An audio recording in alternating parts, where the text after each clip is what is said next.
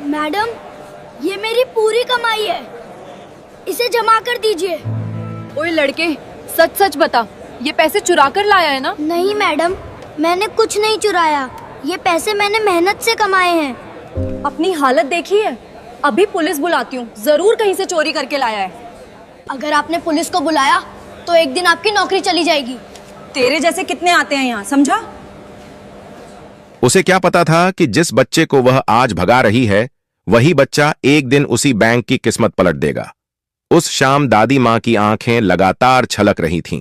12 साल का राजू उनके सीने से चिपका हुआ सिसक रहा था। दादी, मैं अब कभी बैंक नहीं जाऊंगा, वो लोग मुझे फिर मारेंगे। उन्हें समझ नहीं आ रहा था कि एक मासूम बच्चे के साथ इतना बुरा कैसे हो सकता है। बैंक में जो हुआ वह उनकी कल्पना से भी ज्यादा डरावना था। सब कुछ उस सुबह शुरू हुआ था। दादी और राजू थोड़े से पैसे जमा करने बैंक पहुंचे थे, लेकिन काउंटर पर बैठी 2 महिला कर्मचारियों की नजर जैसे ही उस पर पड़ी, पहली ने दूसरी से कहा, यह बच्चा यहां क्यों आया है? दूसरी ने हंसते हुए जवाब दिया, या तो भीख मांगने आया होगा या चोरी करने का इरादा है। दूसरी हंस पड़ी, इसके कपड़े देखकर तो यही लगता है। उन्हें क्या मालूम था कि जिस बच्चे का वे मजाक उड़ा रही हैं वही आगे चलकर उनके लिए सबसे बड़ा सबक बनेगा। राजू की आंखें भर आईं। दादी, ये लोग मुझसे नाराज क्यों हैं?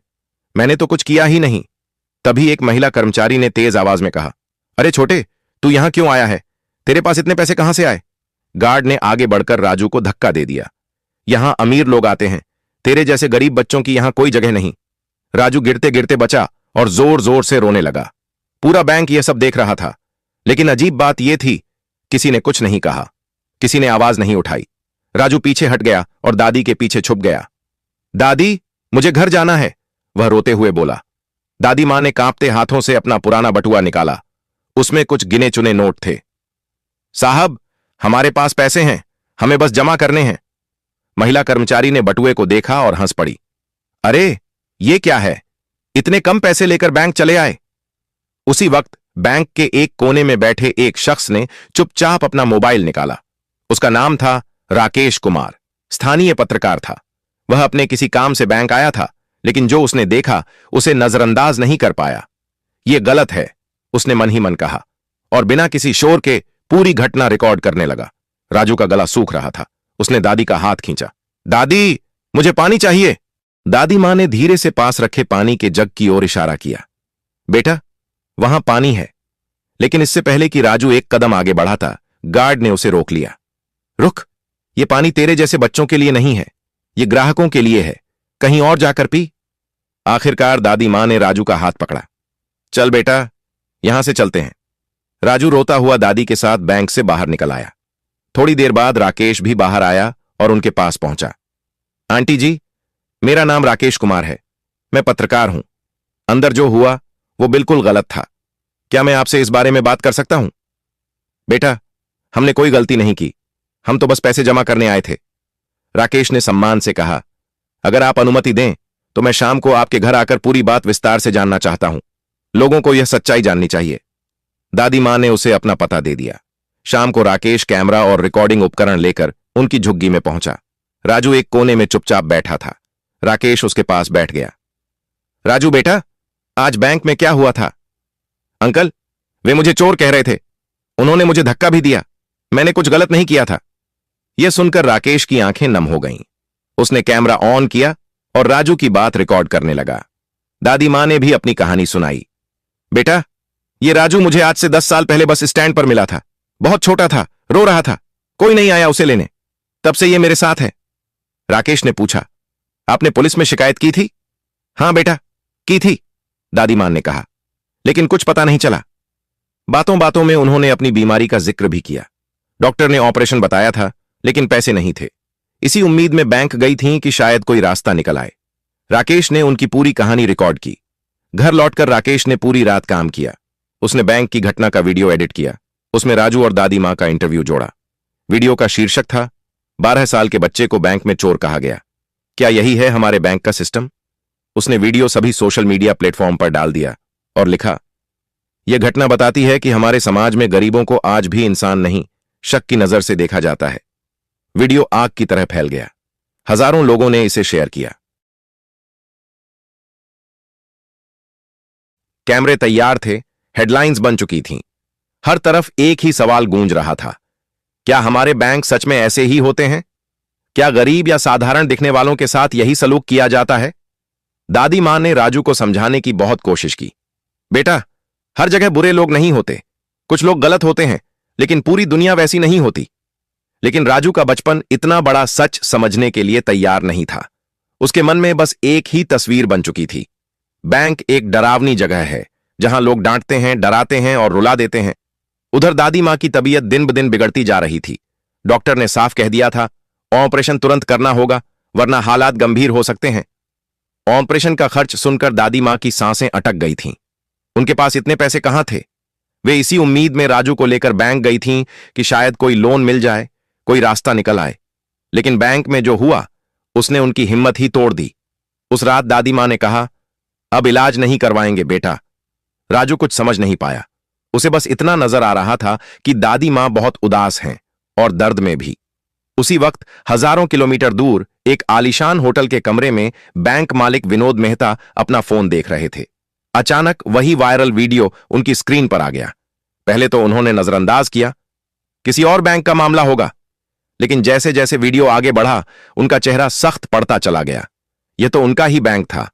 काउंटर पर बैठी महिलाएं उनकी ही कर्मचारी थीं। एक छोटे बच्चे के साथ ऐसा व्यवहार? उन्होंने खुद से कहा। यह सिर्फ बैंक की बदनामी नहीं है, यह इंसानियत की हार है। एक पिता होने के नाते उनका दिल और भी भारी हो गया। लेकिन असली झटका तब लगा जब उन्होंने वीडियो में दादी मां की बात सुनी। यह बच्चा मुझे बस स्टेशन पर मिला था। वही बस स्टेशन, वही तारीख, वही समय, वह जगह जहां सालों पहले उनका अपना बेटा खो गया था। उनकी आंखें भर आईं। इन सालों में पुलिस, प्राइवेट डिटेक्टिव, मीडिया सब कुछ आजमा लिया था, लेकिन कोई सुराग नहीं मिला। और आज इस वीडियो में उन्हें पहली बार उम्मीद की एक हल्की सी किरण दिखाई दी। बिना एक पल गंवाए उन्होंने अपने सबसे भरोसेमंद दोस्त मैनेजर सूरज वर्मा को फोन लगाया। सूरज, मैं तुम्हें एक पता भेज रहा हूं, अभी इसी वक्त वहां पहुंचो, यह बहुत जरूरी है। सूरज ने कोई सवाल नहीं किया, बैंक का काम वहीं छोड़ा और तुरंत उस पते की ओर निकल पड़े। जब सूरज वर्मा दादी मां की झुग्गी के सामने पहुंचे तो उनका दिल भर आया। एक छोटी सी झोपड़ी, अंदर बीमार दादी मां और राजू। सूरज ने बेहद नरमी से बात शुरू की। दादी मां ने कहा, मैं बस स्टेशन पर बैठी थी, तभी यह बच्चा रोता हुआ मेरे पास आया। नाम भी नहीं बता पा रहा था, बस रोए जा रहा था। दिल पसीज गया, मैं इसे छोड़ नहीं पाई। उन्होंने पुलिस में शिकायत भी की थी, लेकिन कोई नहीं आया। वक्त बीतता गया और अनजाने में ही राजू उनकी पूरी दुनिया बन गया। सारी बात सुनते ही सूरज वर्मा ने तुरंत विनोद मेहता को फोन किया। विनोद, हालात बहुत नाजुक हैं। दादी मां की तबीयत बेहद खराब है। एक पल की भी देरी जानलेवा हो सकती है। और हां, जो तारीख, समय और जगह तुमने बताई थी, सब कुछ बिल्कुल मेल खा रहा है।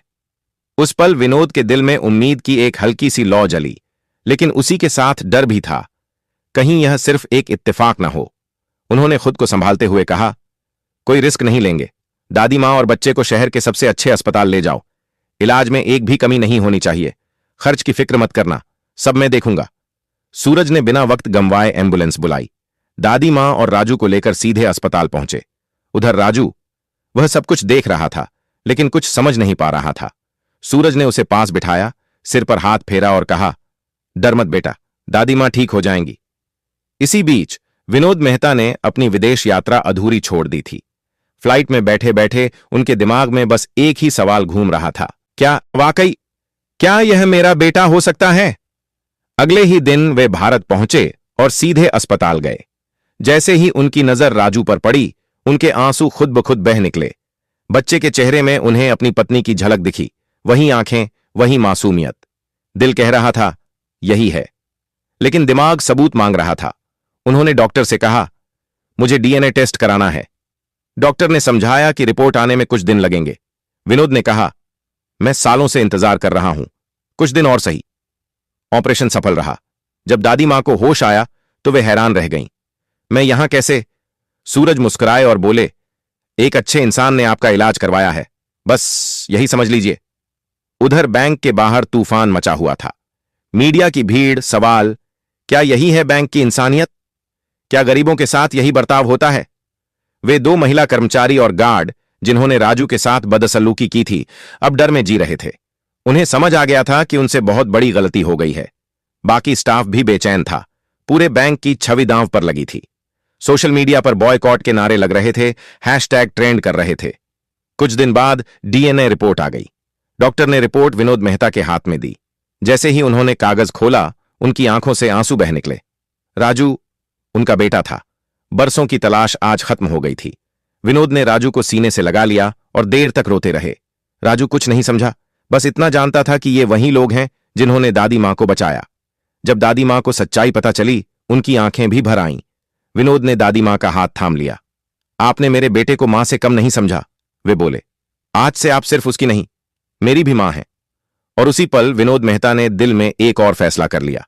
अब सिर्फ एक बेटे को नहीं, बल्कि इंसानियत को भी इंसाफ दिलाना है। अब बैंक सिर्फ पैसों की जगह नहीं रहेगा, यह इंसाफ और एहसास की मिसाल बनेगा। विनोद मेहता ने बड़े प्यार से राजू से कहा, बेटा तुम्हें एक बार फिर बैंक जाना होगा। इतना सुनते ही राजू घबराकर बोला, नहीं पापा, वहां वे लोग मुझे फिर मारेंगे, डांटेंगे। डरने की जरूरत नहीं है बेटा, अब तुम अकेले नहीं हो, तुम्हारे पापा तुम्हारे साथ हैं, और जिस बैंक से तुम डरते हो वह हमारा अपना बैंक है। राजू हैरान रह गया। उसका मासूम दिमाग इस बात को समझ ही नहीं पा रहा था। पापा, जो बैंक मुझे चोर समझ रहा था, जो लोग मुझे रुला रहे थे, वो आपका कैसे हो सकता है? तब विनोद मेहता ने उसे पूरी सच्चाई बताई। उन्होंने समझाया कि हर जगह कुछ अच्छे लोग होते हैं और कुछ गलत। बेटा, कुछ लोगों की गलत सोच की वजह से पूरा सिस्टम गलत नहीं हो जाता, लेकिन ऐसे लोगों को सबक सिखाना जरूरी होता है। अगले दिन बैंक का माहौल कुछ अलग ही था। विनोद मेहता अपने बेटे राजू को लेकर बैंक पहुंचे। राजू के हाथ में एक बड़ा सा बैग था, इतना भारी कि उसे संभालना भी मुश्किल लग रहा था। उस बैग में ढेर सारा पैसा था, वही पैसा जो विनोद ने अपने बेटे को दिया था, एक सबक सिखाने के लिए।